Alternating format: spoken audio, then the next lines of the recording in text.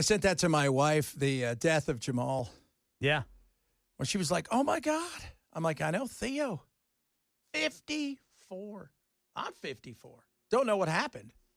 On a family vacation. Just drowned, but, we don't have the details. That is, it's, you know what? It's one of those things where we grew up with him, Yep. I mean, if you guys don't know, Theo was a part of our life. Yep. It's part of everybody's life. You're like, man, I want a dad and a mom that are cool. And we didn't know about dad, but still, I want a dad and mom that cool. Didn't know about dad at the time. Yeah, so you can't blame us. But the just amazing, just everything that show was about. Kind of like with when Alan Thicke died, right? From growing pains and stuff. It's a part of your childhood, and it's gone. It's like, whoa, 54 years young, passed away. That's a tough thing. And a vacation with your family. Whew. Yeah, this is okay. It says, all right, Costa Rican National Police telling ABC News Warner drowned in Limon. They claim that he was caught by a high current in the water. They found him yesterday afternoon. So, they've been able to keep this quiet for a while because, this just broke about an hour ago. Yeah, and if you've ever been in a current and you don't know what currents are, rip currents in certain areas, they're horrific. And you cannot swim against them. You don't. What you do is you swim sideways. Yeah. So if you're stuck in one and you're looking at the shore, you turn to your right usually and you swim in that direction. Eventually the current gives way and you're fine. But if you try to swim against it, that's the quicksand of water and it will eat you up. It tires you out and then you give way. And that's a shame, man. That's survived by his wife and daughter. Oh, goodness me. That's a tough thing.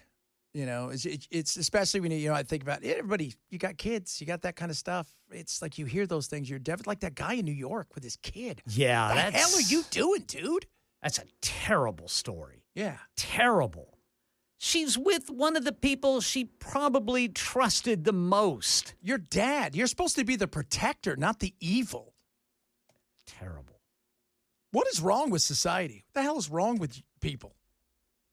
Some people, it's a tragedy. Other people, just sick like that nut job dad in Washington. They still can't find that guy. They can't find him. You think he's alive?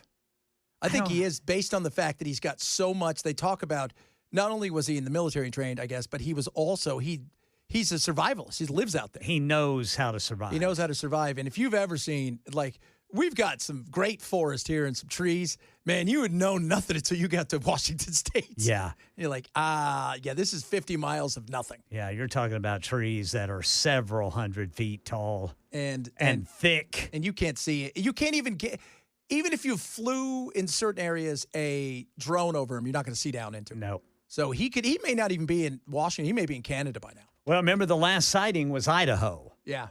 They were checking a part of Idaho for him, but I guess that didn't pan out. No, it didn't. That didn't go the way he thought it was going to go, and now he's no longer with us, at least there. I don't know where he's at, but the fact that, once again, another dude who snapped, and the people that you were supposed to love the most took advantage of you and killed you for whatever reason. Because there didn't seem to be too much of a reason for either of these. Wasn't some gnarly dispute or anything like that? Well, the only thing, he was supposed to hand the daughter back over to her mother. Yeah, but that's not like you're never going to see her or any of that stuff again. Unless there's something we don't know about yet. Yeah, just awful. Colbert, speaking of awful, gone. And I said this on Friday. I don't wish anybody in our industry any ill will. I don't have to like your politics, but this industry's tough. Yes, sir. And when people lose their job, it's a tough thing because we've had a lot of friends of ours who aren't working. You guys know that on the station. When people lose their gig, he was never funny. Johnny Carson, we talked about this last week a little bit. Dude's born in Nebraska, right? That guy, his show was for the audience. Right. It wasn't politics. Nope. He didn't care. And if it was, he would poke fun at who was ever in power. But he would do it in a way where he wasn't going to piss off the supporters of that person. And it was something that was just, funny enough where, whether it was, Gerald Ford falling down or hitting somebody with a golf ball or anything, Carter. And it was simple, but it was about the people. And he lost that. He never, I saw Colin Cowherd, the sports guy this week, said, when he lost me, and I was watching him, and he said, when he brought Jon Stewart on to talk about the COVID, and Jon Stewart had prepared this thing, and because he was such a partisan hack, he wasn't going to let Jon Stewart get that thing about how the Wuhan lab had COVID in it, and it also happened to be from Wuhan. He didn't want that because he didn't want to give the Trump people anything that could be something. That's how partisan he was. Yeah, I mean, I remember that when Jon Stewart did that, man. That was hilarious. Yeah. Oh, there's been an outbreak of chocolatey goodness near the Hershey's plant in Pennsylvania. What could it be? It's so true. It is. And, we were talking about last week. Imagine, going to see one of these things. I went and saw Letterman in the 90s. He came to London. Oh, yeah? And I was in London. We happened to be able to get tickets. It was a hard ticket to get. And it was neat, right? Like, you had bands playing. It was what you want. Going to see the likes of Colbert now, you're not going there thinking, okay, what musical artists are we going to get? Morrissey, right? Are we going to get a cool band like this? No, you're going to get Elizabeth Warren, followed by Bernie Sanders and Adam Schiff. It's stupid. Nobody wants to see that. Nope. And he was bleeding money. Yeah, I saw around 40 million. 40 million a year. Nobody watches television at night. You know where people watch TV? They stream it, but in truth, sports. Yep. People watch sports together. Nobody's taping the Super Bowl. Nobody's because everybody knows what's going on. You want to experience it all together. Nobody cares about the rest of this stuff. They can podcast it. They can do this, that, and the other. Did you know that there are 10,000 YouTubers that have a bigger audience than him? 10,000. At a fraction of the price. Wow. He is $200 million a year with his staff, all of the union stuff. He was $200 million a year, and he was hemorrhaging money. And he only had 10,000 viewers the time, on well, average. in some, so there were, he averaged about 1.2 million a night, but you need a certain demographic that everybody cares about. It's 25, 54. For whatever reason, anybody over the age of 54 has no money. Right. We're Even just though broke. they're the ones with disposable money usually, Right. but still whatever. Well, we're supporting our kids. So, and they want stuff. He just didn't have it. And the rest of them don't have it. Nobody watches television at night.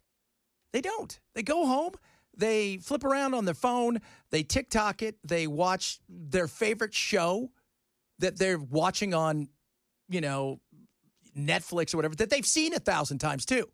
The big battle now is, where's the comfort? So, The Office. You and I were talking about The Office. Yeah. That's a huge battle. Seinfeld, massive battle always to get their rights. Family Guy. We were talking last week about, you weren't here, about the amount of money they spend that they're battling it out in this whole Paramount thing with the guys who do South Park. Because South Park was their new series was supposed to debut the new season was supposed to debut this week, but they've had to pull everything, including all 26 previous seasons, because they can't get a deal done because of the merger.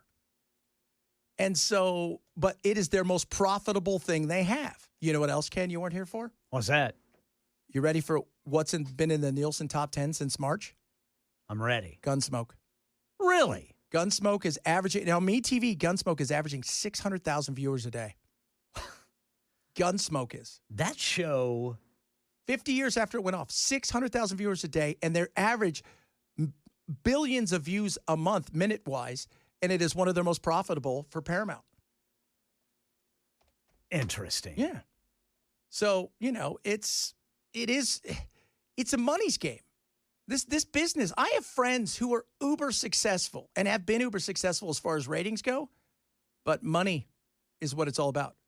And I've had friends where you've looked at ratings and stuff, and you're like, the ratings are very good, but they kill it when it comes to revenue, so they won't get rid of them.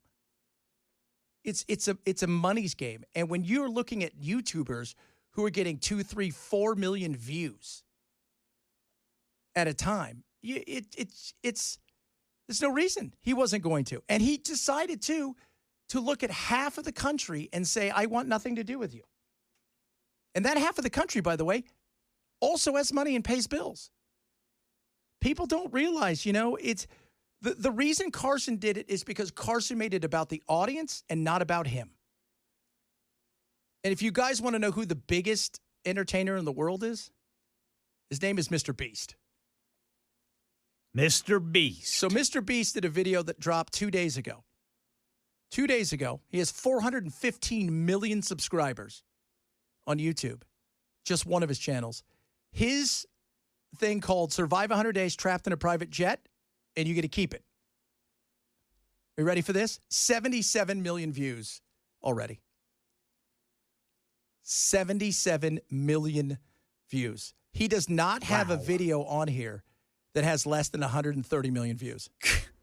Wow. Survive 100 Days in a Nuclear Bunker a year ago. 306 million views.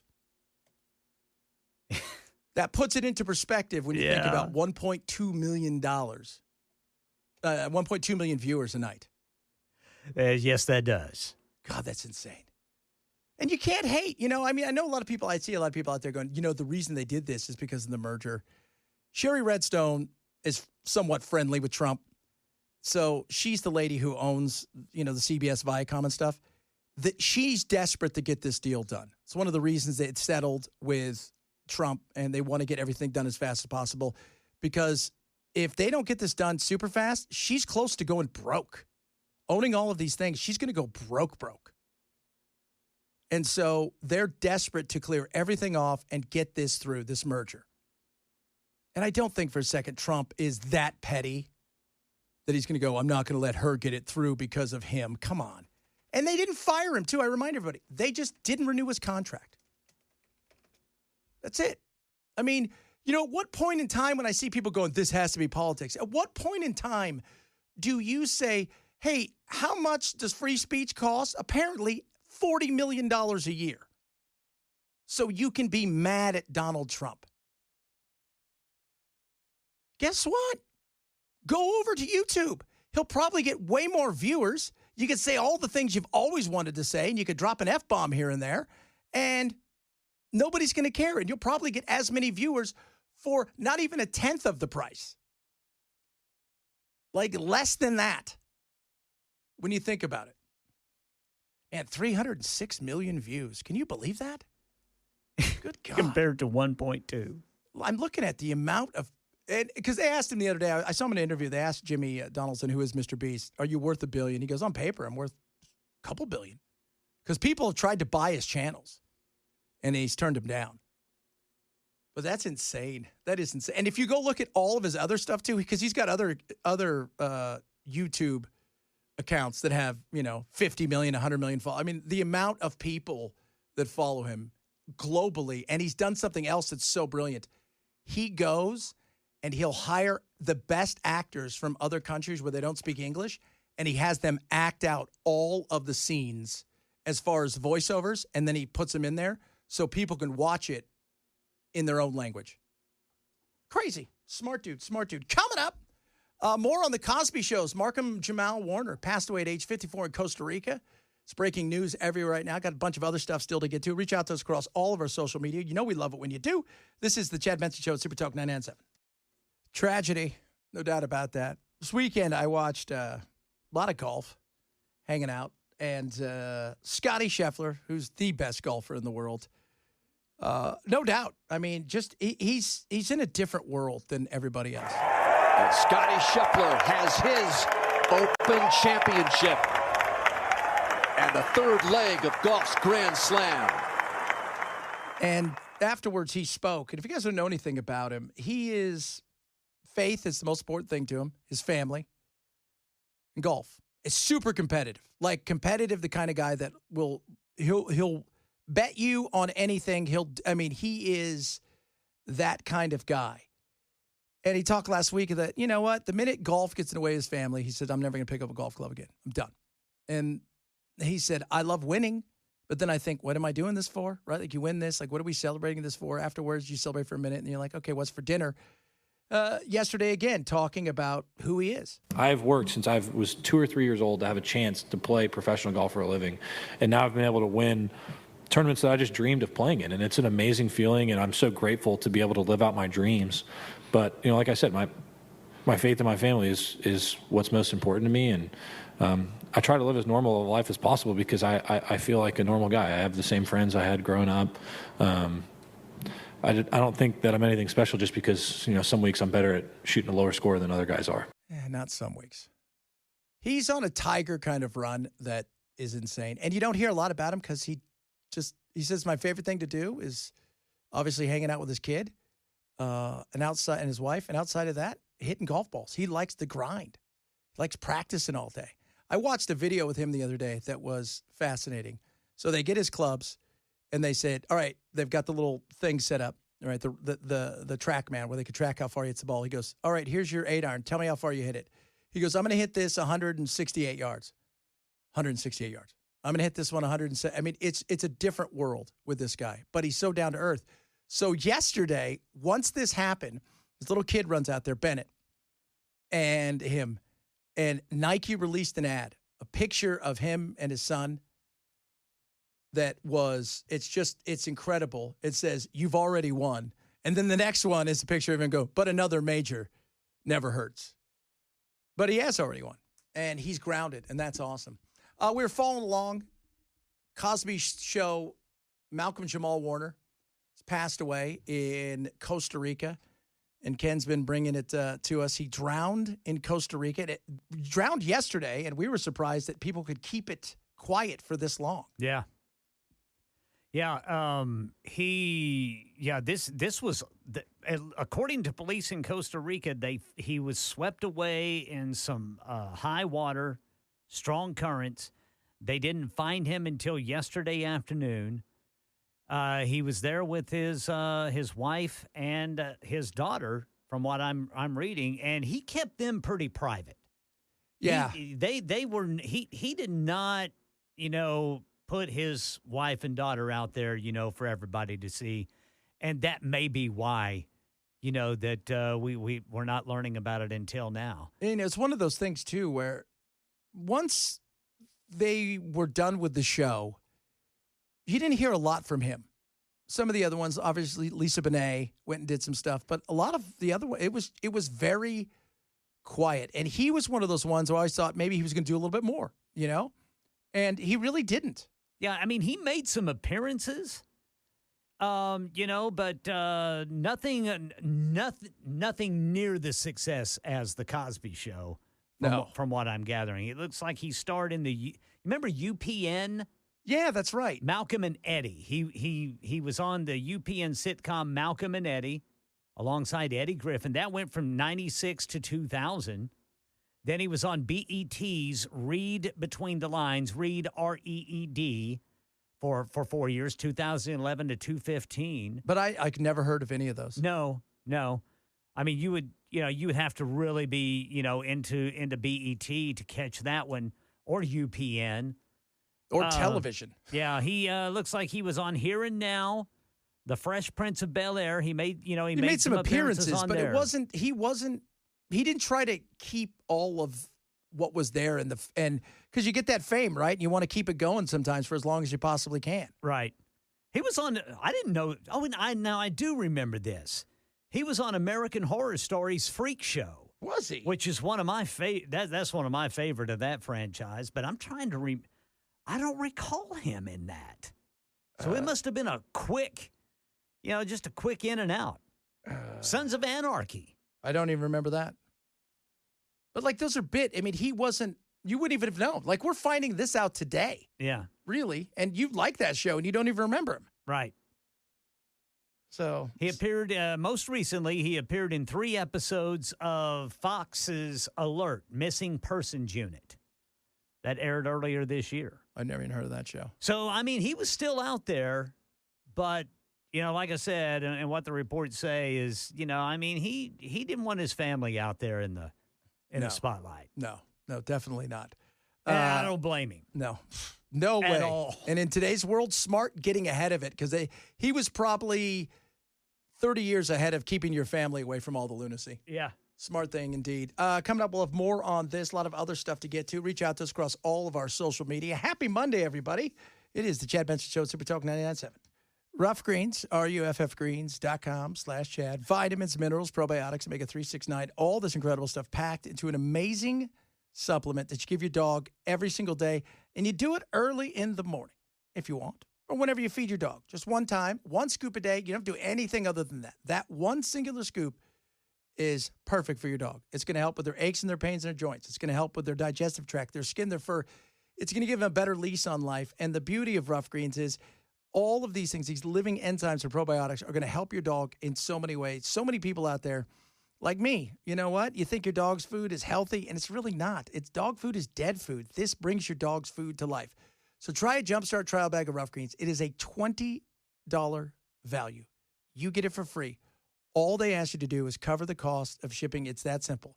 ruffgreens.com/Chad. That's ruffgreens.com/Chad. Get your Rough Greens now. ruffgreens.com/Chad.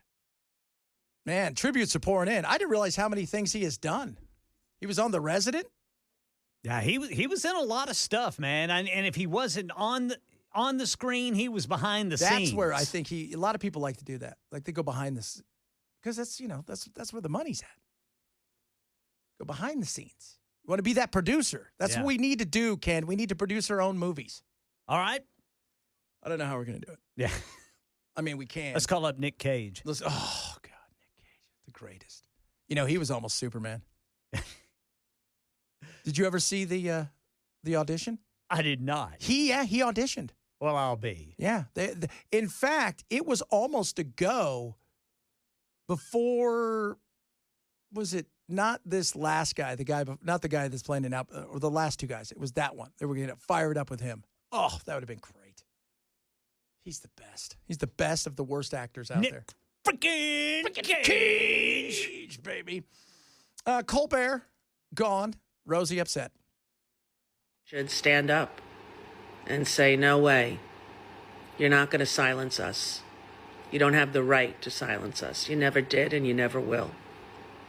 We, the people, have the right to speak up against atrocities which are happening on a daily basis. ICE, his own personal Gestapo.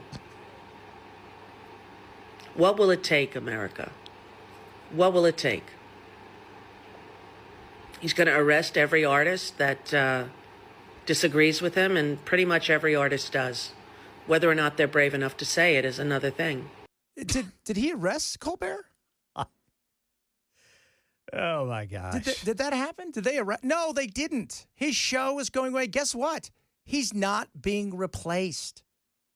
He can go onto YouTube. He can go onto Twitter. He could go to Twitch or Rumble. He could just do a podcast or do nothing. He can go back with Jon Stewart He on can The go Daily back. Show. Although Jon Stewart is worried about The Daily Show, and he's talked about, they asked him, what do you think's going to happen? And he's not sure, which is understandable. Well, it was tanking without him. Yeah, it was. I mean, it was, for years it was.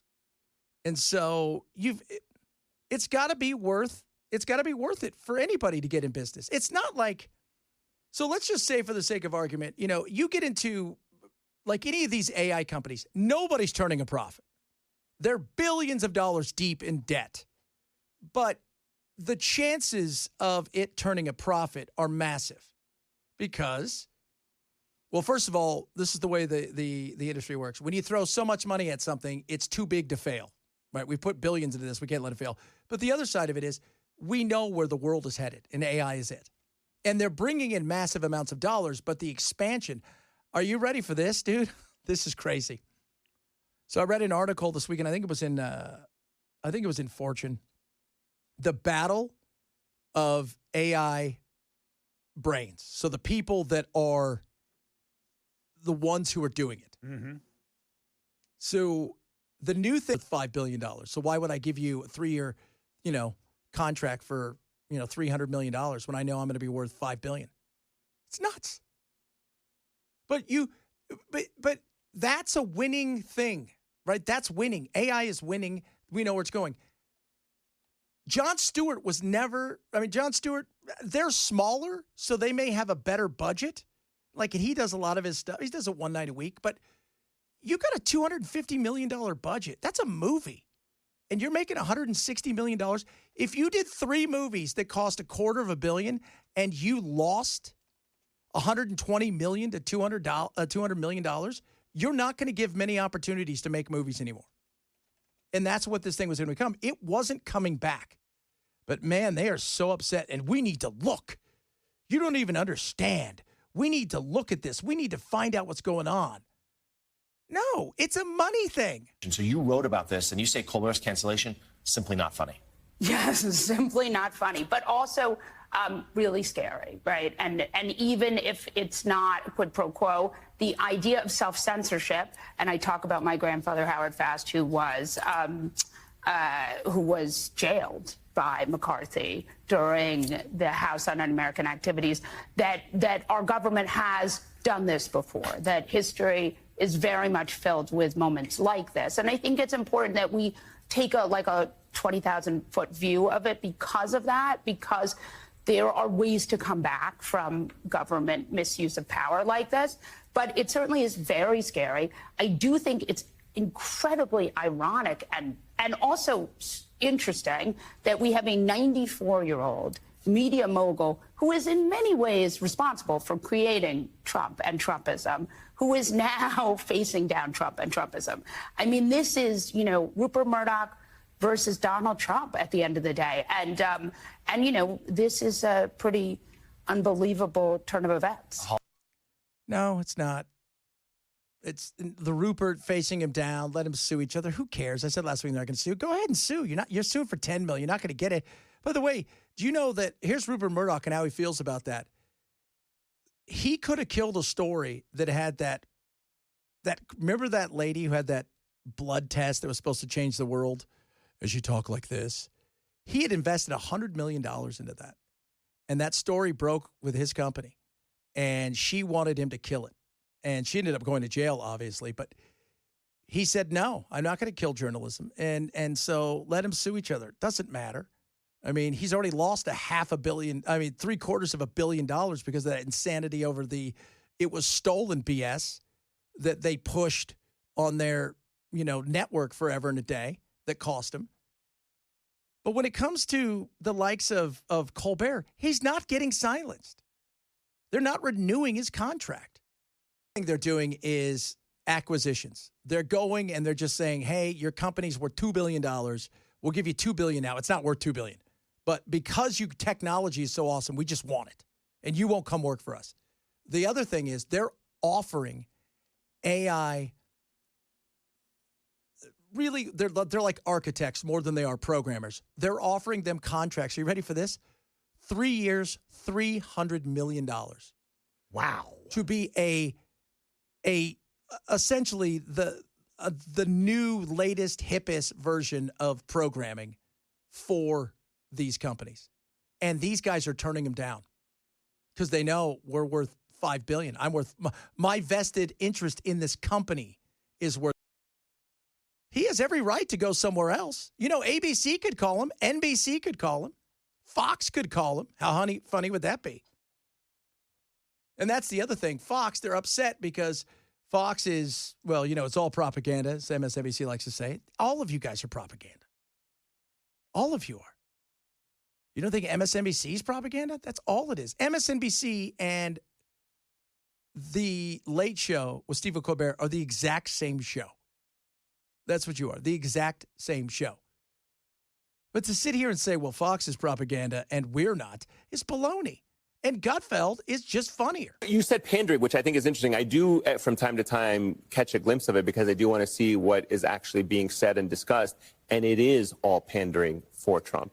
For sure. And listen, plenty of late night, I would say, became pandering for Democrats. I don't think there's anything wrong with admitting it. And I think what happened with a lot of comedy in the face of Trump is it seemed like such a obvious bad thing, an obvious deterioration of the country that it was like we have to critique this first and foremost any chance we get.